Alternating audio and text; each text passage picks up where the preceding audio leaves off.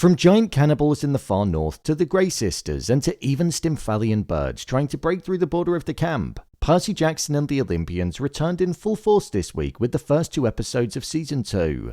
The return of the show followed on from the betrayal of Luke in Season 1, the threat of Kronos, and it also established a quest that Annabeth, Percy, and Tyson were all set to go on with the hopes of retrieving Grovan after being taken by Polyphemus. With the Golden Fleece looking like it can heal anything or anyone, it's a prized possession for Kronos and the Titans as they most likely look to embark onto battle. So with that, let's dive into the first 2 episodes and discuss everything that happened. Here is Percy Jackson and the Olympians, Season 2, Episodes 1 and 2, Ending Explained. Just to let you know, this video will contain spoilers. Percy.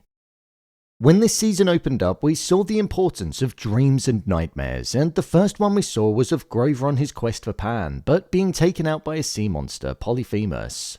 The importance of dreams was something that connected later on down the line because, as we saw, Percy and Grovan were connected by an empathy link. This meant that there was a strong empathetic bond between Grovan and Percy due to them being best friends, and it essentially cut through space and time, ultimately creating the same dream at the same time, which allowed them to communicate with each other despite not being near one another.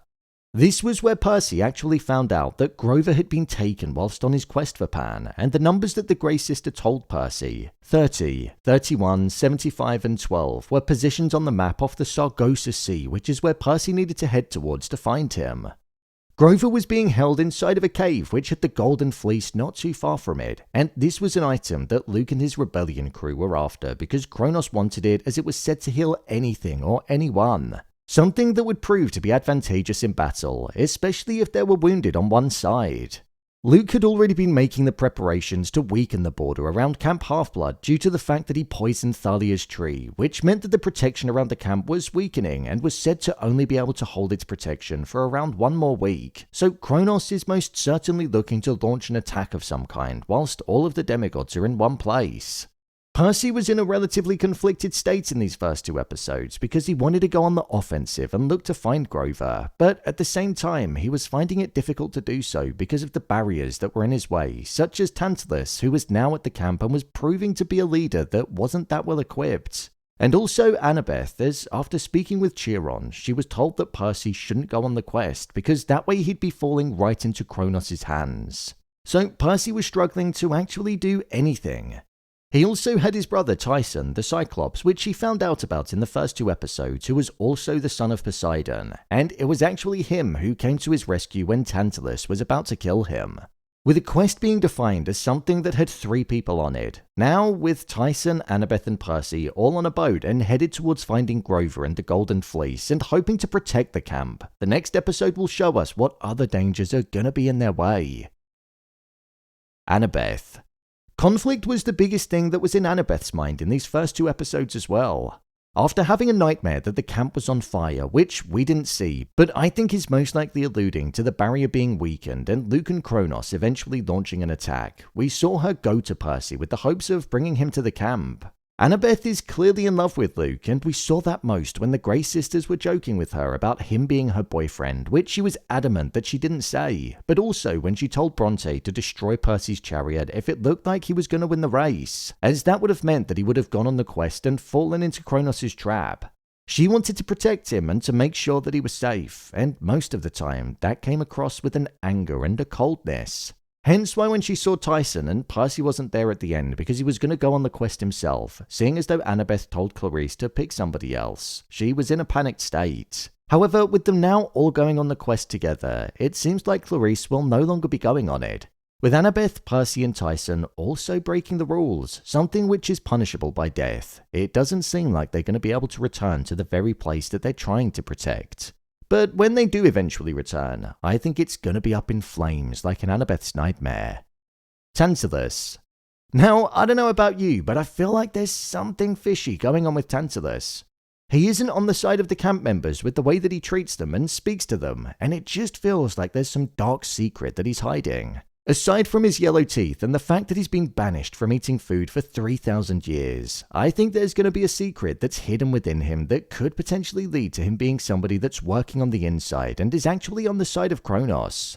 When Annabeth broke into his office so she could speak with Chiron, there was a wanted poster that was hidden at the back of his closet, so it makes me think that there's something going on there for sure. I can't quite put my finger on it right now, but with the way that he doesn't seem to have any sense of care towards the kids at the camp, and also the blinded negligence that he has in not really caring that Thalia's tree is poisoned, that the barrier is going to be severely weakened, leaving them open to an attack, I think we'll see a massive reveal taking place soon and his true identity and intentions being uncovered. Tyson. Tyson's story is one that I thought was pretty sad throughout the first 2 episodes. We saw that Percy's mother took him in over the course of the year, and when Percy arrived to camp, it was then revealed to us that Tyson was in fact Percy's brother. Tyson had spent the entirety of his life alone, never really had a sense of belonging, and was sleeping on the streets, a place where monsters were then plaguing his dreams, so he never really had a sense of belonging that much throughout his life. And then, even with Percy, to start with, it was almost as if Percy was ashamed of him. Annabeth even knew more about Tyson than what Percy did, such as the fact that he was immune to fire and it didn't impact him. Tyson was even scared to stay in the room in the dark on his own because it reminded him of his past before he lived with Percy, so he was a broken man. Whilst this quest that Tyson is going to be going on with Percy and Annabeth is about finding the golden fleece and protecting the camp, I think Tyson's arc will be one that's focused on belonging and feeling a part of a family, something that he's never really had before. My review of the episode. I thought this was a solid opening to the season. By giving us 2 episodes, it made the opening of the story feel that little bit more digestible and immersive, and it gave us everything we needed to be able to get on board with the story that was unfolding. The thing that shocked me the most when the first episode played was how much older the cast looked. I know season 1 came out in 2023, which meant that they were probably filming the year before, but wow. Percy, Luke, and even Grovan looked so much older than how I remembered them being. It didn't take me out of it though, because I thought it still worked really well. When it came to the story that was established, personally, I think there's a good foundation here to build upon. Luke is working for Kronos and has his minions. The Golden Fleece is out there, Grover is being held captive, and now the quest is underway. It was a great way to begin the season, and I hope it continues on in quite an easy way to follow. In terms of the monsters that we saw, we didn't actually get to see that many in the first 2 episodes. The sea monster that took Grover did look pretty menacing and was something that I imagine would be quite frightening to be around. However, the giant cannibals from the far north and the Stymphalian birds were a lot more menacing in my opinion. I imagine whilst on the quest we're going to see Percy and co stumbling across many more beasts and monsters that are out there. It's quite nice to have a fantasy show like this that isn't too difficult to follow, it doesn't have a world that feels like you need a genuine map to navigate, and it's nice to also be able to feel like you're a part of it. I think this has the potential to be even better than the first season of the show because the story feels relatively isolated and like there's a clear pathway of vision that's going to be explored. With it launching just before Christmas as well, it's a great show to see us through the Christmas period. So, there you have it, Percy Jackson and the Olympians Season 2, Episodes 1 and 2, Ending Explained. If you want to see episodes of Percy Jackson and the Olympians being broken down, then check the playlist below.